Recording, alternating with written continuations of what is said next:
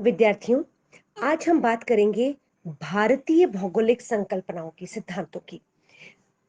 जब हम बात करते हैं कि यूनानी भूगोलवेत्ताओं ने भूगोल का विकास किया, भूगोल के क्षेत्र में अपना योगदान दिया, उनके बाद रोमन ज्योग्राफर्स की बात की हमने, उनके बाद अरब ज्योग्राफर्स की बात की।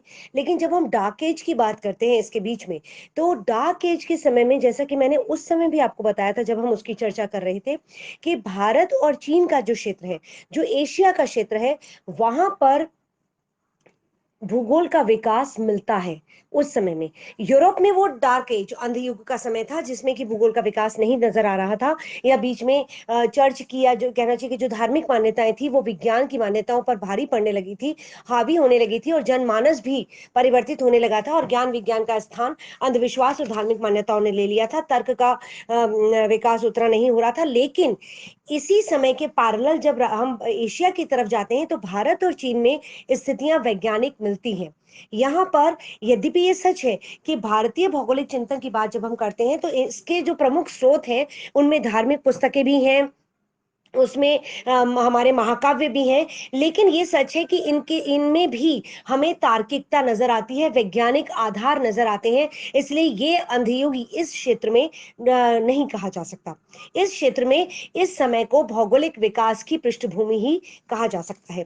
तो भारतीय भौगोलिक चिंतन की जब हम अध्ययन करें, तो क्रोनोलॉजिकली, मतलब अगर हम समय अनुसार अगर बात करें, तो भूगोल के जो जो भी भौगोलिक सिद्धांत रहे, या जो भी भौगोलिक अवधारणाएं रही, या जो भी भौगोलिक विकास जिसको हम कह सकते हैं, ये सारी अवधारणाओं के जो प्रमुख स्रोत थे, वे थे वेद, रामायण, महाभारत, बौद्ध रचनाएं, जैन रचनाएं और पुराण। कहने को हम इनको धार्मिक रचनाएं कह सकते हैं, लेकिन इनमें कहीं भी तार्किकता और यथार्थ, इनके समावेश के बिना इनको कहीं भी स्थापित नहीं किया गया है। इसीलिए ये इंपॉर्टेंट हो जाते हैं जब हम चिंतन और विज्ञान की दृष्टि से भी इन्हें देखते और पढ़ते हैं। तो इन सारी धार्मिक आख्यानों में, इन व्याख्याओं से सारी फिजियोग्राफी एक तो हमारी जुड़ी रही। कहाँ नदी मिलती है, कहाँ पर्वत मिलते हैं, कहाँ मैदान मिलते हैं, और वहाँ के जो भी जन समुदाय वहाँ निवास करता है, उस जन समुदाय के जीवन पर क्या प्रभाव इस सारी फिजियोग्राफी का पड़ता है, ये सारी चीजें हमें इन आख्यानों में जगह जगह पर नजर आती हैं। चाहे वो रामायण की बात हो, चाहे महाभारत की बात हो, चाहे और रचनाओं की बात हो, ये जो जहां पर भी फिजिकल ज्योग्राफी के वर्णन मिलते हैं, जहां भी फिजियोग्राफी के वर्णन मिलते हैं, वहां हम उनको सत्यता के काफी निकट पाते हैं, और हम कह सकते हैं कि वहां से भौगोलिक चिंतन की पृष्ठभूमि तैयार होने लगी थी। भारतीय ज्योग्राफर्स ने जब अध्ययन करना ज्योग्राफर के तौर पर शुरू किया, तो हम ये भी पाते हैं कि भारतीय जो भूगोलवेत्ता थे, भारतीय जो वैज्ञानिक थे, उनको अपने आसपास के प्रदेशों की भरपूर जानकारी थी, विस्तृत जानकारी थी। जैसे कि चीन, दक्षिणी पूर्वी एशिया, मध्य एशिया, मेसोपोटामिया, और एशिया का जो सीमांत क्षेत्र है, इस सारे क्षेत्र की जानकारी भारतीय भूगोलवेत्ताओं को थी। ये सच है कि वो बहुत दूर जाकर, क्योंकि जो यूरोप का जो क्षेत्र था या अन्य जो ज्ञात क्षेत्र थे, उन तक वो बहुत नहीं पहुंच पाए। लेकिन इन नेबरिंग जो एरियाज थे, इनकी जानकारी इनको प्रचुरता से मिलती है, और ये जानकारियां समय समय पर इनके अध्ययन में और इनके विवरणों में मिलती है। तो एक तरफ फिजिकल ज्योग्राफी के क्षेत्र में भारतीय चिंतकों का योगदान नजर आता है, तो दूसरी तरफ प्रादेशिक भूगोल के क्षेत्र में भी इनका योगदान नजर आता है। फिर स्रोत बताते हैं कि भारतीय चिंतक जो थे, प्राचीन काल में जब भारतीय चिंतक थे, तो उन्हें खगोल शास्त्र की भी विस्तृत जानकारी थी, और वो बहुत हद तक शुद्धता के निकट थी। ये अपने आप में एक बहुत बड़ा योगदान इनका भूगोल के क्षेत्र में है। इनके अलावा द्वीप, महाद्वीप, विभिन्न पर्वत तंत्र, नदियां, जंतु और वनस्पति जगत, इन सब का इन्होंने विवरण दिया, और इसको इन्होंने ब्रह्मत्वर्ष कहा। ब्रह्मत्वर्ष, जो कि भारतीय उपमहाद्वीप का क्षेत्र था, और जिसको कि बाद में भारतवर्ष कहा गया। ये सारा जो क्षेत्र था, इसका विस्तृत विवरण इनकी रचनाओं में मिलता है, और इनके निकटवर्ती प्रदेशों का भी विस्तृत ज्ञान इन भूगोलवेत्ताओं को था। तो न सिर्फ फिजिकल ज्योग्राफी, न सिर्फ प्रादेशिक ज्योग्राफी, बल्कि कॉस्मोलॉजी, कॉस्मोग्राफी में भी इनका योगदान मिलता है। तो जब हम भारतीय भौगोलिक चिंतकों की बात करते हैं, तो इनमें प्रमुख है वराहमित्र, ब्रह्मगुप्त, आर्यभट्ट, भास्कराचार्य, उत्पला, विजय नंदी इत्यादि, जिनका योगदान एस्ट्रोनॉमी में भी मिलता है, मैथमेटिकल ज्योग्राफी में भी मिलता है और कार्टोग्राफी में भी मिलता है। भारतीय चिंतकों से ये जो हिस्से थे भूगोल के, ये शाखाएं भी अछूती नहीं रही थी। अच्छा, एक और इंपॉर्टेंट बात यह है कि भारतीय भौगोलिक साहित्य में सूर्य सिद्धांत में सबसे पहले भूगोल शब्द का प्रयोग किया गया, जिसको हम आज ज्योग्राफी का हिंदी रूपांतरण कहते हैं। ये जो भूगोल शब्द है, सूर्य सिद्धांत में सबसे पहले इसका प्रयोग किया गया। पुराणों में जब विषय की बात होती है, जब विषय सामग्री की बात होती है, जब उद्देश्य की बात होती है और विषय की प्रकृति की बात होती है, तो स्पष्टतः हमें भूगोल, खगोल और ज्योतिषशास्त्र, जिसको हम कहेंगे geography, the science of space, space मतलब यूनिवर्स, शून्य के जो ब्रह्मांड की जो जानकारी है, खगोल और एस्ट्रोलॉजी, भूगोल, खगोल और ज्योतिषशास्त्र, इन तीनों के मध्य हमें अंतर भी मिलता है। पुराणों में स्पष्ट अंतर व्याख्यायित किया गया है कि भूगोल कौन सा विषय है, इसकी क्या प्रकृति है, क्या विषय सामग्री है, खगोल कौन सा विषय है, इसकी क्या प्रकृति है, क्या सामग्री है, और ज्योतिष शास्त्र क्या है, एस्ट्रोलॉजी क्या है। और उस संदर्भ में नक्षत्रों की जो मूवमेंट है, नक्षत्रों की जो जानकारी है, वो किस प्रकार से साइंटिफिक तौर पर हम उसको अध्ययन कर सकते हैं, ये स्पष्ट विभाजन और ये स्पष्ट परिभाषाएं हमें पुराणों में देखने को मिलती है। तो भौगोलिक चिंतन का जो स्वरूप यहां मिलता है, उसमें हम भूगोल को विषय के रूप में स्थापित होते हुए भी देखते हैं। फिर खगोल शास्त्र में उस समय जो चिंतन के मुद्दे थे वो इंपॉर्टेंट है इस दृष्टि से कि ये उस समय विषय, इस पर विचार किया गया कि एक तो समस्त विश्व के निर्माण से पूर्व क्या था। जब हम अपने धार्मिक आख्यानों की बात करते हैं, तब भी यह नजर आता है कि आदि पुरुष की चर्चा होती है, ब्रह्मांड की रचना कैसे हुई, जिसको बाद में बहुत वैज्ञानिकों ने, स्टीफन तक ने अभी लेटेस्ट 21वीं शताब्दी तक जिसकी बात की है, तो इसकी बात भौगोलिक चिंतकों के नजर में उस समय भी थी और इस पर उन्होंने चर्चा की, इस पर उन्होंने अध्ययन का प्रयास किया कि ब्रह्मांड से पहले क्या था, ब्रह्मांड की रचना कैसे हुई, किसने की। इन सारे विषयों पर विचार करते हुए जब ये नजर आते हैं, तो हम ये मानते हैं कि खगोल शास्त्र की नींव यहां से पड़ती हुई हमें दिखती है। वेदों और पुराणों में स्पष्टतः ब्रह्मांड की उत्पत्ति के 4 अवधारणाएं बताई गई। ब्रह्मांड की उत्पत्ति कलात्मक रूप से बताई गई, दार्शनिक रूप से बताई गई, यांत्रिक रूप से जिसको कहना चाहिए, फिर उपकरणीय रूप से और दार्शनिक रूप से। मतलब 4 प्रकार की उत्पत्ति बताई गई, कलात्मक, यांत्रिक, उपकरणीय और दार्शनिक। ये 4 प्रकार की अवधारणाएं विकसित हुई ब्रह्मांड की उत्पत्ति के संदर्भ में। ये भारतीय चिंतकों का एक महत्वपूर्ण योगदान इस संदर्भ में माना जाता है कि उन्होंने ब्रह्मांड की उत्पत्ति पर विचार किया। अब इसकी जब व्याख्या करते हैं भारतीय चिंतक, तो वो स्पष्टतः बताते हैं, भारतीय चिंतक जब व्याख्या करते हैं और जो हमें वेदों और पुराणों में उसकी व्याख्याएं जो मिलती हैं, उनमें सबसे पहले जब कलात्मक उत्पत्ति की बात की जाती है, तो ये माना जाता है कि ब्रह्मांड के निर्माण की प्रक्रिया में विभिन्न देवताओं ने विभिन्न कार्य किए और ये ब्लास्टिंग और स्मेल्टिंग, मतलब चीजों में कहीं इन्होंने विस्फोट किया, कहीं इन्होंने जोड़ा, कहीं इन्होंने पिघलाया, कहीं इन सारी प्रक्रियाओं के तत्वों को जोड़ा, तत्वों में विस्फोट किया, तत्वों को पिघलाया, और इन सारी प्रक्रियाओं को देवताओं ने अपने अपने काम बांट लिए, अलग अलग अपने अपनी जिम्मेदारी का वहन किया और इन्होंने मिलकर ब्रह्मांड की रचना की। इसे कहते हैं ब्रह्मांड की कलात्मक उत्पत्ति।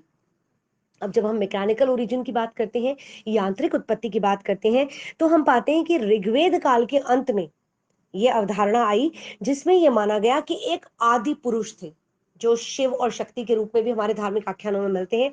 एक आदि पुरुष रहे जिनके विखंडन, या कहना चाहिए कि इनके त्याग से, त्याग इसलिए हुआ क्योंकि उनका विखंडन हुआ, उनके टूटने से, उनके शरीर के टुकड़े टुकड़े हो जाने से ब्रह्मांड की रचना हुई। और उस शरीर के टुकड़े होने के बाद जो आत्मा थी, वो परम आत्मा रही, जिसको हम परमात्मा या सुपरफिशियल पावर कहते हैं, जो सुपर पावर कहते हैं, वो रही। तो आदि पुरुष के विखंडन से ब्रह्मांड की रचना हुई और वो जो परम आत्मा थी, वो परम आत्मा अभी भी कहीं मौजूद है, लेकिन वो विजिबल नहीं है, वो अदृश्य है। और इस प्रक्रिया के परिणाम स्वरूप ये जो विखंडन हुआ, इस विखंडन के परिणाम स्वरूप आकाश, पवन, चंद्रमा, सूर्य और अन्य सारे तत्व अस्तित्व में आए। ये बात, ये अवधारणा मैकेनिकल ओरिजिन ऑफ यूनिवर्स की मिलती है। अब अगली अवधारणा है दार्शनिक उत्पत्ति सिद्धांत। दार्शनिक उत्पत्ति सिद्धांत जो है, जो फिलोसफिकल ओरिजिन जो माना जाता है, वो ये है कि निर्माण जो है, इससे निर्माण जब यूनिवर्स का हुआ, जब ब्रह्मांड की रचना हुई, तो उससे पहले कुछ भी नहीं था। अगर हम नेहरू की डिस्कवरी ऑफ इंडिया पढ़ते हैं तो उसमें भी हम ये पाते हैं कि उन्होंने जहां ब्रह्मांड की उत्पत्ति की बात की है, शुरुआत जब की है, तो उन्होंने बताया कि न सत था न असत था, मतलब कुछ भी नहीं था, जिसको हम सिर्फ शून्य कह सकते हैं। कोई चीज के लिए हम नहीं कह सकते कि ये एग्जिस्ट करती थी और ये एग्जिस्ट नहीं करती थी, ऐसा कुछ नहीं हम कह सकते हैं। शून्य था, कुछ भी नहीं था, न वायुमंडल था, न आकाश था, न दिन थे, न रात थी, न ग्रह थे, न उपग्रह थे, न सूर्य था, न चंद्रमा था, ये सब कुछ नहीं था, कुछ भी नहीं था। शून्य अंतरिक्ष था, और फिर इस शून्य में अपनी ही अंतर्निहित ऊष्मा से इसमें एक एनर्जी जनरेट हुई, और इस एनर्जी के जनरेशन से एक यूनिट का निर्माण हुआ, एक इकाई का निर्माण हुआ, जिसके थ्रू अंततः ब्रह्मांड की रचना हुई। एक यूनिट का निर्माण हुआ, जिस यूनिट में बहुत सारे हिस्से थे, ग्रह उपग्रह ब्रह्म ये आकाश गंगाएं इस तरह की के स्वरूप मिलते हैं। फिर वायु का निर्माण हुआ, ये जल का निर्माण हुआ, और इस तरीके से अंततः ब्रह्मांड की रचना हुई। ये शून्य से ब्रह्मांड की रचना की बात की जाती है कि एक शून्य था, ब्लैक था, कुछ नहीं था, और उसमें फिर एनर्जी जनरेट हुई, अंतर्निहित ऊष्मा से इकाई की रचना हुई, और ये इकाई आगे चलकर ब्रह्मांड के रूप में डेवलप हुई। ये एक फिलोसफिकल कंसेप्ट मिलता है ब्रह्मांड की उत्पत्ति का।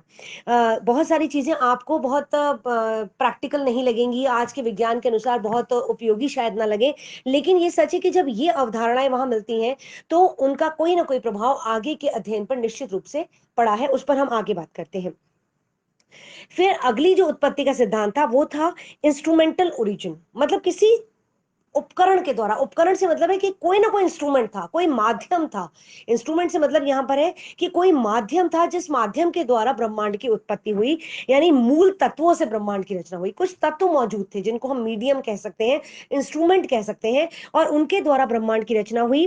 और ब्रह्मांड की रचना के समय में या उसकी प्रक्रिया के दौरान अग्नि, इंद्र, सोम, सूर्य, रुद्र और अन्य देवता उपस्थित थे, और इन सभी के अंशों से मिलकर ब्रह्मांड की रचना हुई है। क्योंकि ब्रह्मांड में यही सब चीजें मिलती हैं। पृथ्वी और स्वर्ग भी इसी प्रक्रिया में बने। सूर्य सभी गतियों का स्रोत बना। वायु, पृथ्वी, स्वर्ग, इन सभी जगह पर गति का विकास हुआ, मूवमेंट आई, और मूवमेंट के बिना जीवन संभव नहीं है, तो वो भी यहीं पर आई।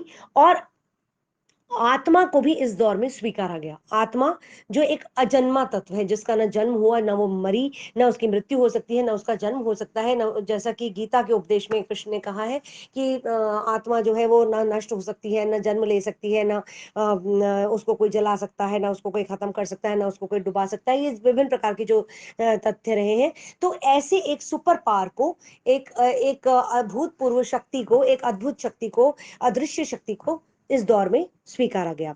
और ये कहा गया कि ब्रह्मांड अति विशाल है, अनिर्वचनीय है, मतलब इसका वर्णन नहीं किया जा सकता, अवर्णनीय है। और इस दौरान ही ब्रह्मांड को 7 उच्च और 7 निम्न विभागों में बांटा गया, जैसा कि हम रोमन और अरब जोग्राफर्स के दौर में भी देखते हैं कि ये संकल्पना आई थी कि 7 आकाश हैं और 7 पाताल हैं। यही भाव, यही अध्ययन यहां भी मिलता है भारतीय चिंतन में भी।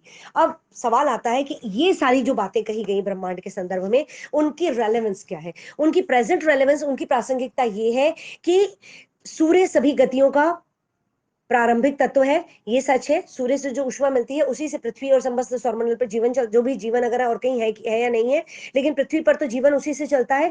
तो सारी गतियों का स्रोत सूर्य है। हवा सूर्य के कारण चलती है, सारी गतियों का स्रोत सूर्य की ऊष्मा है। और ये सारे जो तत्व हैं, ये सारे तत्व ब्रह्मांड में मिलते हैं। एक तो ये बात कही गई कि सूर्य सारी तत्वों का, जो सारी गतियों का जन्मदाता है, और इन गतियों से ही, ये गतियां जब विकसित हुई, उसी से ब्रह्मांड की रचना हुई और पृथ्वी की रचना हुई, और पृथ्वी पर अंततः जीवन की रचना हुई। तो ये यहाँ पर एक तथ्य मिलता है। इसके अलावा कम से कम ये नजर आता है, ये हो सकता है कि ये जो सिद्धांत है, या ये सिद्धांत तो क्या, ये जो संकल्पनाएं हैं, ये शायद हमें बहुत प्रैक्टिकल ना लगे, बहुत वैज्ञानिक ना लगे, लेकिन ये सच है कि इस नजरिए से सोचना उसी समय विद्वानों ने शुरू कर दिया था। ये सवाल उसी समय मथने लायक हो गए थे कि ब्रह्मांड की रचना कैसे हुई। अगर ये प्रश्न ही नहीं उठता तो उसपे उसके आगे जवाब ढूंढने की कवायद होती ही नहीं। तो इसलिए ये प्रश्न उठना ही अपने आप में एक वैज्ञानिक दृष्टिकोण को दिखाता है कि ब्रह्मांड कैसे बना।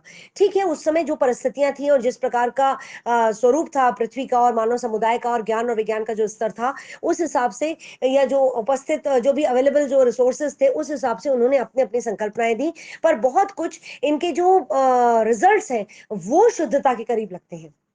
हम भले ही ये कह दें कि ब्रह्मांड की रचना की प्रक्रिया रचना प्रक्रिया में कहीं खामी मिलती है।